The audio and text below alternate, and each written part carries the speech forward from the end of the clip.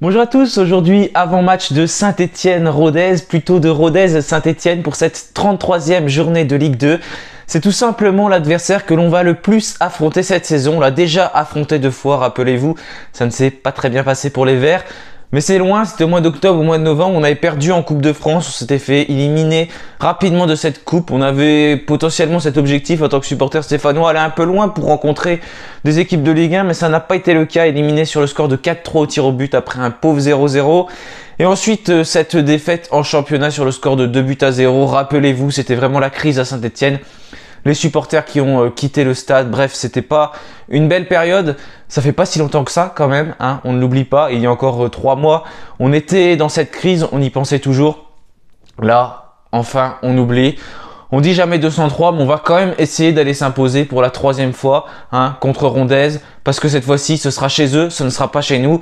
Et l'objectif, il est simple, aller chercher ce maintien. On a 42 points, si jamais on les bat, on a 45. Mais attention, si jamais Rodez nous bat, ils ont 43 points et nous passent devant puisqu'on a 42 points. Il y a quelques temps, ce match faisait peur puisqu'on y pensait, on se disait ça peut être le match de la survie. Et ben aujourd'hui, ces deux équipes sont plutôt pas mal classées dans le championnat de Ligue 2. Les deux équipes ne sont pas encore sauvées, mais en tout cas, ça se rapproche. Elles sont plus en confiance, elles développent du bon jeu et elles se replacent petit à petit dans ce championnat. Et ça promet un bon match donc du côté du stade Paul Lignon pour cette 33e journée de Ligue 2. Le championnat qui avance et qui va bientôt se terminer. Il ne reste plus beaucoup de matchs. Voilà, ça va être encore long cette trêve après tout simplement ce championnat, mais les objectifs seront présents puisqu'on va devoir remonter, rappelez-vous, la saison prochaine. Cet objectif qui était fixé en 2 ans, eh ben, on va arriver à la 2e année et on attendra qu'une chose, donc que les Verts remontent. Peut-être qu'il y aura une vente du club. Comptez pas sur moi pour en parler parce qu'il y a plein de rumeurs qui arrivent. Et ça a tendance à m'énerver parce qu'à chaque fois c'est pareil, il y a des rumeurs, elles s'enlèvent, elles reviennent, elles s'enlèvent. Bref, vous connaissez la chanson. Nous on va tout de suite parler de ce Rodez Saint-Étienne.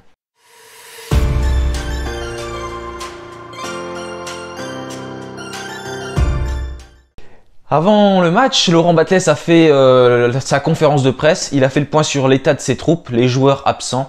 Malheureusement, on en a perdu un de plus, c'est Ibrahim Awadji. Entorse au niveau de la cheville, en tout cas il est touché au niveau de la cheville, je ne sais pas si c'est une entorse, mais au niveau de la cheville, il va falloir attendre quelques temps pour le revoir. Il serait potentiellement espéré pour dans pas très longtemps, mais malheureusement il n'est pas là, tout comme Anthony Briançon qui n'est toujours pas revenu de cette blessure au niveau du mollet. Il devrait revenir très prochainement. Merci à Daniel pour les infos qui étaient présents donc à l'entraînement ce jeudi. Normalement lors du match contre Guingamp, donc lors de la prochaine journée, le 6 mai. On a également Thomas Monconduit touché au niveau des ischio-jambiers qui n'est toujours pas de retour. Et on a une bonne nouvelle quand même, c'est Denis Sapia qui devrait faire son retour dans le groupe, lui qui était touché au niveau des adducteurs.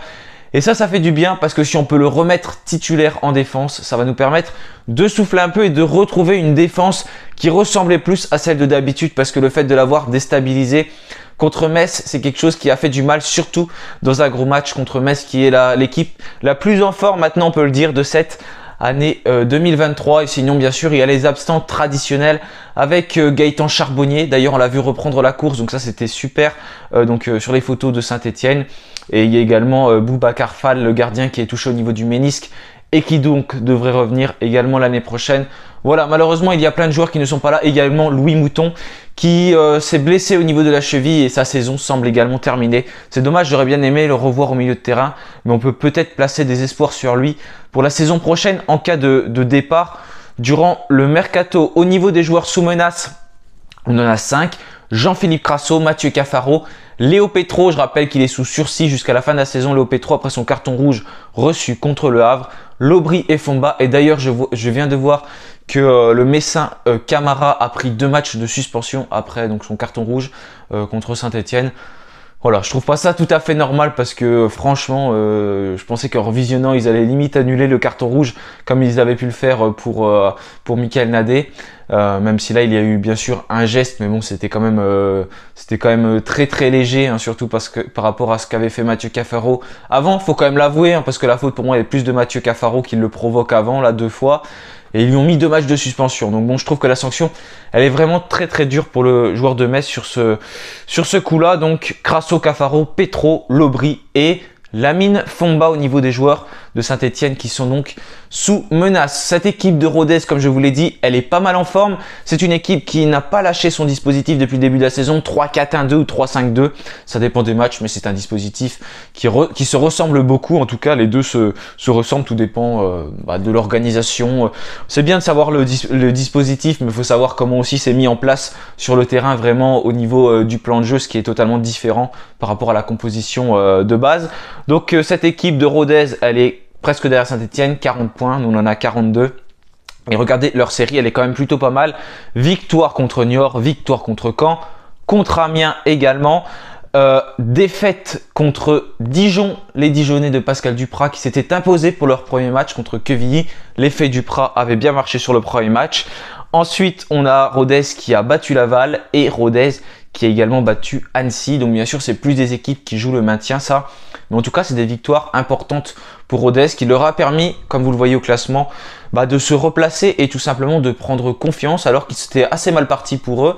Mais ils se sont bien replacés à l'image de ce que l'on a pu faire aussi. Et en battant Annecy 3-0, c'est quand même vraiment un très très bon résultat pour Rodez. Donc les deux équipes qui s'éloignent de cette zone rouge et qui pensent de moins en moins maintien. Bien sûr, il faut toujours avoir ce maintien dans la tête parce que pour le moment, ce n'est pas fait. On n'est pas sauvé officiellement, mais en tout cas, dans la tête, on respire. Et nous, notre objectif, j'espère que ça va être de continuer cette série, de continuer, en tout cas c'est ce que Kader Bamba a dit, il ne veut plus perdre jusqu'à la fin de la saison, et c'est ce qu'on va vouloir voir en tout cas, puisque Saint-Etienne s'est seulement incliné contre Metz sur les 10 derniers matchs. D'ailleurs je serai en live demain, donc ce vendredi à 17 h. Si vous voulez participer, n'hésitez pas à me le dire dans les commentaires. On peut être 6, en tout pour l'instant on est 3, donc si jamais vous voulez prendre la parole, c'est avec plaisir que je vous accueille sur le live. Tout le monde peut venir tant que vous respectez les autres, tant que vous donnez vos avis, que tout le monde s'écoute. Voilà, j'écoute vraiment les avis de tout le monde tant que vous argumentez et puis que ce soit un minimum crédible, on va dire. Franchement, c'est avec plaisir que je vous accueille sur le live si vous voulez venir. Donc si vous n'hésitez pas à le dire en commentaire ou à me contacter sur Instagram ou sur Twitter. Les liens ils sont dans la description de la vidéo. Donc voilà, parenthèse fermée. Nous on va continuer avec Saint-Etienne. Donc Saint-Etienne qui malheureusement a perdu son premier match depuis 10 matchs. C'était donc contre Metz. Fin de série pour les Verts sur le score de 3-1. Une équipe de Metz qui a été plus réaliste avec une équipe de Stéphanoise qui a eu du déchet technique, notamment dans les 30 premières minutes. Et ces deux ballons perdus par Lamine Fomba et également par Benjamin Bouchouari.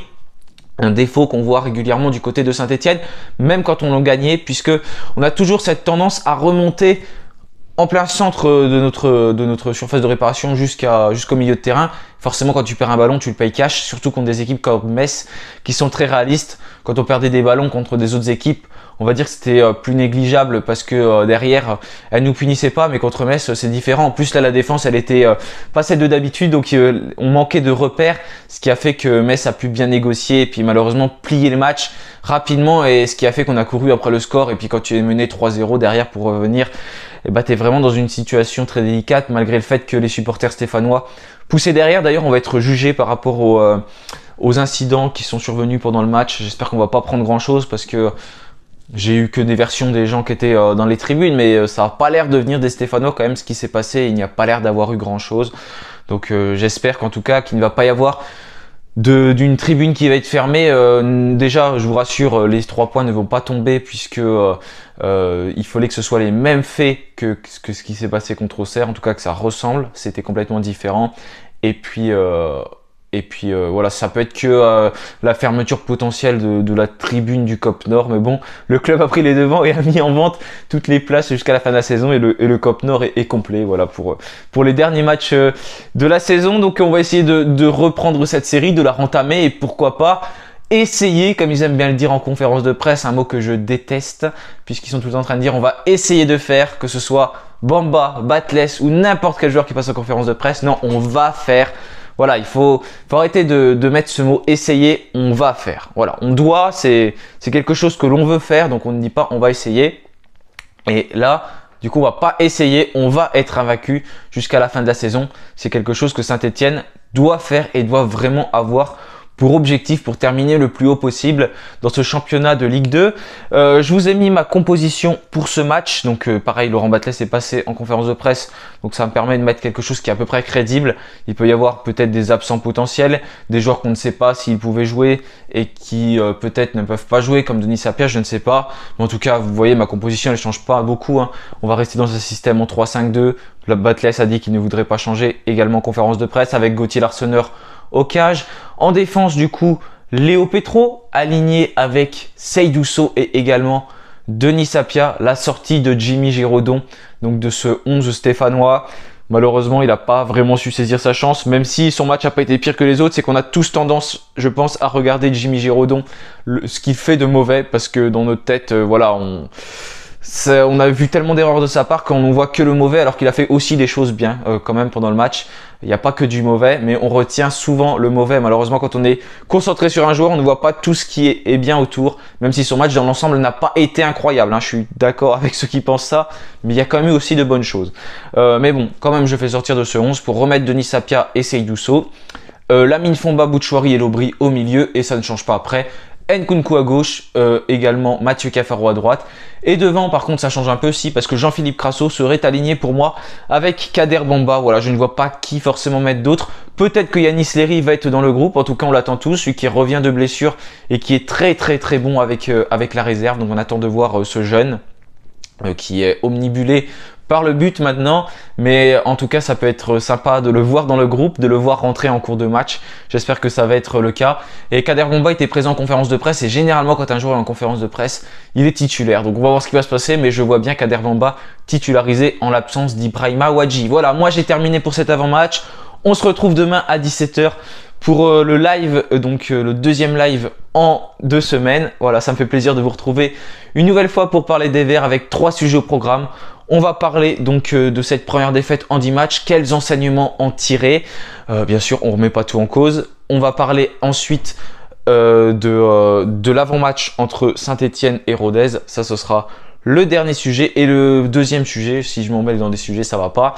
Ce sera comment jouer, voilà, sans nos cadres, puisqu'il y en avait pas mal d'absents, que ce soit Anthony Briançon, Denis Sapia, maintenant Ibrahima Wadji qui est quand même un cadre de cet effectif maintenant. Bref, comment s'organiser, surtout quand dans la défense il y a des cadres d'absents. Je vous attends nombreuses et nombreux dans le chat, et également si vous voulez participer, n'hésitez pas à me contacter, c'est avec plaisir que je vous accueille demain. À partir de 17 h, on fera un live moins long, promis. On va partir sur 1h15 maximum. Voilà, merci à tous d'avoir suivi cette vidéo. N'oubliez pas de vous abonner à la chaîne si vous ne l'êtes pas encore. On se rapproche des 2000 abonnés, il n'en manque plus que 28 à l'heure actuelle. Donc c'est vraiment tout proche. Il y aura une vidéo spéciale qui va sortir à cette occasion. Voilà, merci à tous, bonne soirée et bien sûr, allez les Verts!